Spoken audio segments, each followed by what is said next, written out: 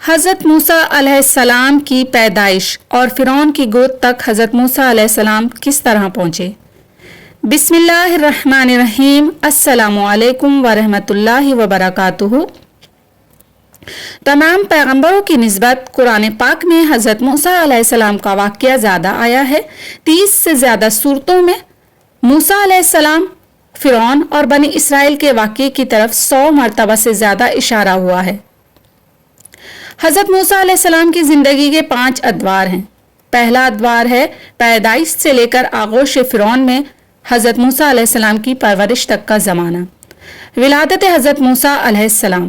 حکومت فرعون نے بنی اسرائیل کے یہاں جو نومولود بیٹے پیدا ہوتے تھے انہیں قتل کرنے کا ایک وسیع پروگرام بنایا ہوا تھا، کیونکہ پیشن گوئی کرنے والے جو آج کل کے دور میں بھی ستارہ سماج جسے ہم کہتے ہیں، اس طرح کے لوگ اس ٹائم پہ بھی ہوا کرتے تھے۔ تو انہوں نے فرعون کو یہ اطلاع دی تھی کہ ایک ایسا لڑکا پیدا ہوگا جو تمہاری سلطنت کا نام و نشان مٹا دے گا۔ اس ڈر سے فرعون نے یہ اعلان کروایا تھا کہ جو بھی بچہ یعنی لڑکا پیدا ہو اسے قتل کر دیا جائے، اور ایک بہت بڑا پروگرام بنایا تھا، یہاں تک کہ فرعون کی مقرر کردہ دائیاں بنی اسرائیل کی باردار عورتوں کی نگرانی کرتی تھیں۔ ان دائیوں میں سے ایک والدہ موسیٰ کی دوست بن گئی۔ شکم مادر میں موسیٰ علیہ السلام کا حمل مخفی رہا اور اس کے آثار ظاہر نہ ہوئے۔ جس وقت مادر موسیٰ کو یہ احساس ہوا کہ بچے کی ولادت کا وقت قریب ہے تو آپ نے کسی کے ذریعے اپنی دوست دائی کو بلانے بھیجا۔ جب وہ آ گئی تو اس سے کہا، میرے پیٹ میں ایک فرزند ہے، آج مجھے تمہاری دوستی اور محبت کی ضرورت ہے۔ جس وقت حضرت موسیٰ علیہ السلام پیدا ہو گئے تو آپ کی آنکھوں میں ایک خاص نور چمک رہا تھا، چنانچہ اسے دیکھ کر وہ دایا کانپنے لگی اور اس کے دل کی گہرائی میں محبت کی ایک بجلی سما گئی جس نے اس کے دل کی تمام فضا کو روشن کر دیا۔ یہ دیکھ کر وہ دایا مادر موسیٰ علیہ السلام سے مخاطب ہو کر بولی کہ میرا یہ خیال تھا کہ حکومت کے دفتر میں جا کے اس بچے کی پیدا ہونے کی خبر دوں تاکہ جلاد آئیں اور اسے قتل کر دیں اور میں اپنا انعام پالوں، مگر میں کیا کروں کہ میں اپنے دل میں اس نوزائیدہ بچے کی شدید محبت کا احساس کرتی ہوں، یہاں تک کہ میں یہ نہیں چاہتی کہ اس کا بال بھی بھیگا ہو۔ اس کی اچھی طرح حفاظت کرو، میرا خیال ہے کہ آخرکار یہی ہمارا دشمن ہوگا۔ جناب موسیٰ علیہ السلام تندور میں کس طرح پہنچے؟ وہ دایا مادر موسیٰ علیہ السلام کے گھر سے باہر نکلی تو حکومت کے بعض جاسوسوں نے اسے دیکھ لیا۔ انہوں نے تہیہ کر لیا کہ وہ گھر میں داخل ہو جائیں گے۔ موسیٰ علیہ السلام کی بہن نے اپنی ماں کو اس خطرے سے آگاہ کر دیا۔ ماں یہ سن کے گھبرا گئی، اس کی سمجھ میں نہ آتا تھا کہ اب کیا کروں۔ اس شدید پریشانی کے عالم میں جبکہ وہ بالکل حواس فاقدہ ہو رہی تھی، اس نے بچے کو ایک کپڑے میں لپیٹا اور تندور میں ڈال دیا۔ اس دوران میں حکومت کے آدمی آ گئے، مگر وہاں انہوں نے روشن تندور کے سوا کچھ نہ دیکھا۔ انہوں نے مادر موسیٰ علیہ السلام سے تفتیش شروع کر دی۔ پوچھا، دائیا یہاں کیا کر رہی تھی؟ موسیٰ علیہ السلام کی ماں نے کہا، وہ میری سہیلی ہے، مجھ سے ملنے آئی تھی۔ حکومت کے کارندے مایوس ہو کے واپس ہو گئے۔ اب موسیٰ علیہ السلام کی ماں کو ہوش آیا۔ آپ نے اپنی بیٹی سے پوچھا کہ بچہ کہاں ہے؟ اس نے لا علمی کا اظہار کیا۔ ناگہاں تندور کے اندر سے بچے کی رونے کی آواز آئی۔ اب ماں تندور کی طرف دوڑی، کیا دیکھتی ہے کہ خدا نے اس کے لیے آتش تندور کو ٹھنڈا اور سلامتی کی جگہ بنا دیا ہے۔ وہی خدا جس نے حضرت ابراہیم علیہ السلام کے لیے آتش نمرود کو برد و سلام بنا دیا تھا۔ اس نے اپنا ہاتھ بڑھایا اور بچے کو صحیح و سالم باہر نکال لیا، لیکن پھر بھی ماں محفوظ نہ تھی، کیونکہ حکومت کے کرندے دائیں بائیں پھرتے رہتے اور جستجو میں لگے رہتے۔ کسی طرح بڑے خطرے کے لیے بھی کافی تھا کہ وہ ایک نوزائیدہ بچے کی رونے کی آواز سن لیتے۔ اس حالت میں خدا کے ایک الہام نے ماں کے قلب کو روشن کر دیا۔ وہ الہام ایسا تھا کہ ماں کو بظاہر ایک خطرناک کام پر آمادہ کر رہا تھا، مگر پھر بھی ماں اس ارادے سے اپنے دل میں سکون محسوس کرتی تھی۔ ہم نے موسیٰ علیہ السلام کی ماں کی طرف وحی کی کہ اسے دودھ پلاؤ اور جب تجھے اس کے بارے میں کچھ خوف پیدا ہو تو اسے دریا میں ڈال دینا اور ڈرنا نہیں اور نہ غمگین ہونا، کیونکہ ہم اسے تیرے پاس لوٹا دیں گے اور اسے رسولوں میں سے قرار دیں گے۔ اس نے کہا خدا کی طرف سے مجھ پر یہ فرض عائد ہوا ہے، میں اسے ضرور انجام دوں گی۔ والدہ نے اس نے بچہ پختہ ارادہ کر لیا کہ میاں سلحام کو ضرور عملی جامہ پہناؤں گی اور اپنے نوزائیدہ بچے کو دریائے نیل میں ڈال دوں گی۔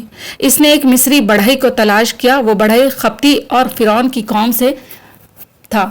اس نے بڑھئی سے درخواست کی کہ میرے لیے ایک چھوٹا سا صندوق بنا دے۔ بڑھئی نے پوچھا جس قسم کا صندوقچہ تم بنوانا چاہتی ہو اسے کس کام میں لاؤ گی؟ موسیٰ علیہ السلام کی ماں جو دوزخ گوئی کی عادی نہ تھی، اسے نازک مقام پر بھی سچ بولنے سے باز نہ رہی۔ اس نے کہا میں بنی اسرائیل کی ایک عورت ہوں، میرا ایک نوزائیدہ بچہ لڑکا ہے، میاس بچے کو اس صندوق میں چھپانا چاہتی ہوں۔ اس قبطی بڑھئی نے اپنے دل میں یہ پختہ ارادہ کر لیا کہ جلادوں کو یہ خبر پہنچا دے گا۔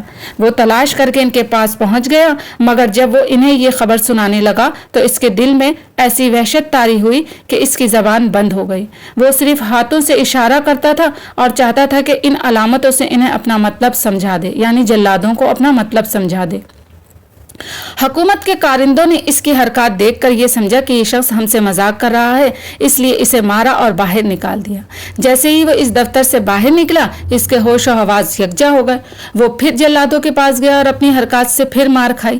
آخر اس نے یہ سمجھا کہ اس واقعے میں ضرور کوئی الہی راز پوشیدہ ہے، چنانچہ اس نے صندوق بنا کے حضرت موسیٰ علیہ السلام کی والدہ کو دے دیا۔ غالباً صبح کا وقت تھا، ابھی اہل مصر محو خواب تھے، مشرق سے پھو پھٹ رہی تھی۔ ماں نے نوزائیدہ بچے اور صندوق کو دریائے نیل کے کنارے لائی، بچے کو آخری مرتبہ دودھ پلایا، پھر اسے مخصوص صندوق میں رکھا جس میں یہ خصوصیت تھی کہ ایک چھوٹی کشتی کی طرح پانی پر تیر سکے، پھر اس صندوق کو نیل کی موجوں کے سپرد کر دیا۔ نیل کی پرشور موجوں نے اس صندوق کو جلد ہی ساحل سے دور کر دیا۔ ماں کنارے کھڑی دیکھ رہی تھی۔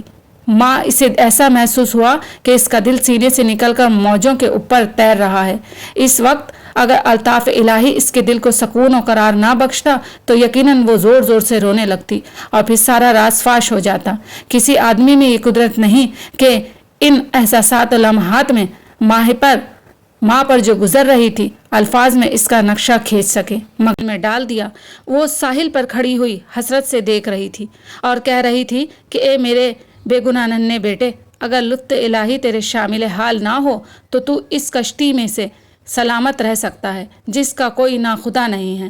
حضرت موسیٰ علیہ السلام کی ماں کو اس وقت وحی ہوئی کہ تیری یہ کیا خام خیالی ہے، ہمارا مسافر تو سوئے منزل روا ہے۔ تو نے جب اس بچے کو دریا میں ڈالا تھا تو ہم نے اسے اسی وقت سنبھال لیا تھا۔ تو نے خدا کا ہاتھ دیکھا مگر اسے پہچانا نہیں۔ اس وقت پانی کی سطح اس کے لیے اس کے گہواروں سے زیادہ راحت بخش ہے۔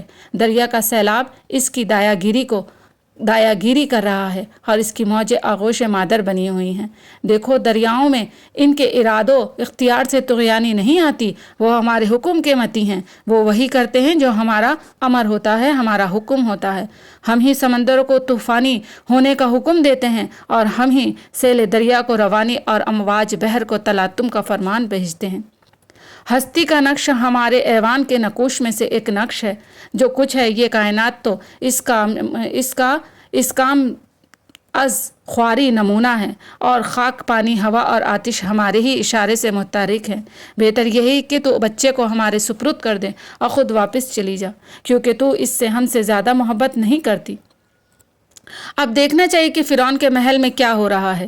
روایات میں مذکور ہے کہ فرعون کی ایک اکلوتی بیٹی تھی، وہ ایک سخت بیماری سے شدید تکلیف میں تھی۔ فرعون نے اس کا بہت کچھ علاج کروایا مگر بے سود۔ اس نے کاہنوں سے پوچھا، انہوں نے کہا اے فرعون، ہم پیشن گوئی کرتے ہیں کہ اس دریا میں سے ایک آدمی تیرے محل میں داخل ہوگا، اگر اس کے منہ کی رال اس بیمار کے جسم پر ملی جائے تو اسے شفا ہو جائے گی۔ چنانچہ فرعون اور اس کی ملکہ آسیہ ایسے واقعے کے انتظار میں تھے کہ ناگہاں ایک روز انہیں ایک صندوق نظر آیا جو موجوں کی سطح پر تیر رہا تھا۔ فرعون نے حکم دیا کہ سرکاری ملازمین فوراً دیکھیں کہ یہ صندوق کیسا ہے اور اسے پانی میں سے نکال لیں، دیکھیں کہ اس میں کیا ہے۔ نوکروں نے وہ عجیب صندوق فرعون کے سامنے لا کے رکھ دیا، کسی کو اس کا ڈھکن کھولنے کی ہمت نہ ہوئی۔ جس وقت فرعون کی ملکہ نے اس بچے کو دیکھا تو اسے یوں محسوس ہوا کہ ایک بجلی چمکی ہے جس نے اس کے دل کو منور کر دیا ہے۔ ان دنوں بالخصوص فرعون کی ملکہ کے دل میں اس بچے کی محبت نے گھر بنا لیا، اور جب اس بچے کا آب دہن اس کے لیے موجب شفا ہو گیا تو یہ محبت اور بھی زیادہ ہو گئی۔ قرآن میں یہ واقعہ اس طرح مذکور ہے کہ فرعون کے اہل خانہ نے موسیٰ علیہ السلام کو نیل کی موجوں کے اوپر سے پکڑ لیا تاکہ ان کا دشمن اور ان کے لیے باعث اندھو ہو جائے۔ یہ امر بدیہی ہے کہ فرعون کے اہل خانہ نے اس بچے کے کنداکا، وہ کپڑا جس میں بچے کو لپیٹتے ہیں، اس کو نیت سے دریا سے نہیں نکالا تھا کہ اپنی جانی دشمن کو اپنی گود میں پالیں، بلکہ وہ لوگ بقول ملکہ فرعون اپنے لیے ایک نور چشم حاصل کرنا چاہتے تھے، لیکن انجام کار ایسا ہی ہوا۔